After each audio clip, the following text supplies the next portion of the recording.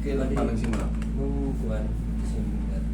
Pero nung April, nagpa-ano ako sa doktor sa St. Paul's. Yan ako, yung x-ray, okay naman. Tapos, proceed ako ng PT. Pero natapos yung ano. Natapos yung session, Meron siyang development. nag-improvement, may improvement, siya. kaso Hindi talaga. hindi pa talaga totally na ano. Kasi, Nakailang session na ba kayo? Anim o 7. Nung April, May, nung last month lang. Pero nagsimula siya ng December. December. January, February, March, April, May.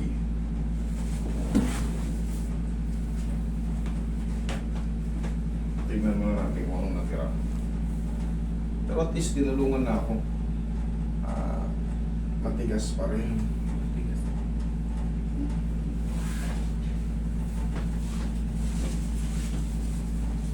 Dagdagan ko sir para ano, maayos na.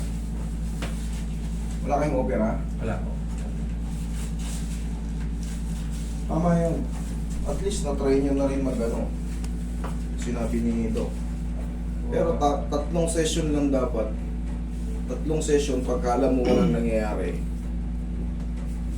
hanap ng ibang therapist. Sa ano po kasi ako sa Leyte. Galing pa akong Leyte.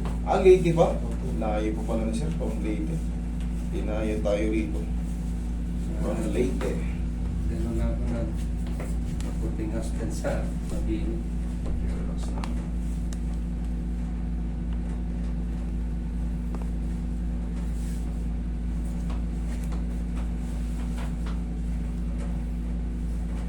Pag kasi adhesive capsulitis ang tumama sa'yo, inaabot ng balikat mo, medyo mahirap kasi talaga yun. Minsan hindi talaga kaya ng mga ordinaryong ano lang. O yung sa dami ko nang na-encounter na galing sa mga ano, ganyan. Habang nagtitherapy ako noon, mayroong ano, taga Cebu, nag-ano doon sa Leyte. Inacupuncture ako, tapos Acupuncture. tapos, Part din na, yung acupuncture, part din ng ano yun, part din ng standard therapy yun. Acupuncture, TENS, shockwaves,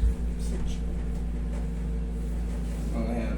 kaso hindi niya pa rin na, Hindi pa rin nadali. Kasi nga kailangan sir, ito baguhin yung position nito, kailangan matanggal sa pagkapakat. Ang adhesive capsulitis kasi, nakapakat, namamaga.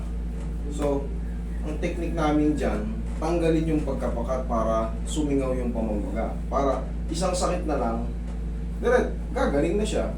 Hindi katulad nito, dumami na yung therapy. Wala. Sana hindi aabot dito. tsaka ano every 3 days, nung natapos yung ano, yung therapy, doon naman ako sa ano, sa Robinson, pinapahilot ko every 3 days. Kaso hilot lang na ano. Oo, kasi nga, hindi mo na ano, masakit eh.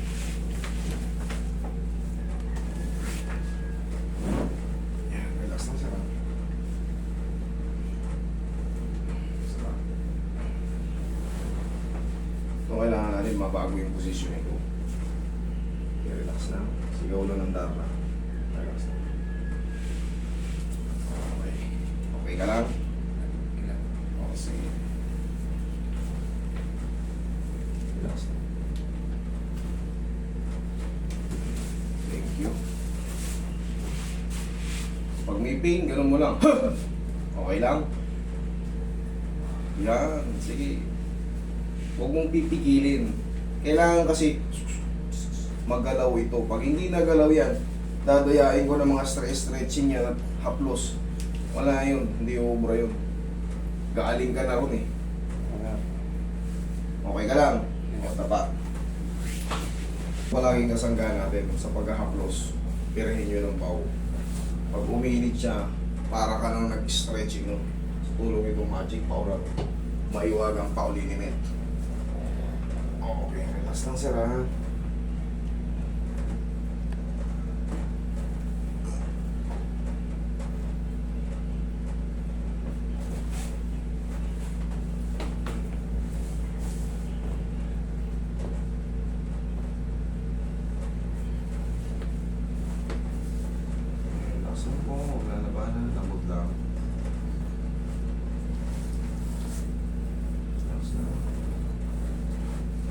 massage mo si bossing.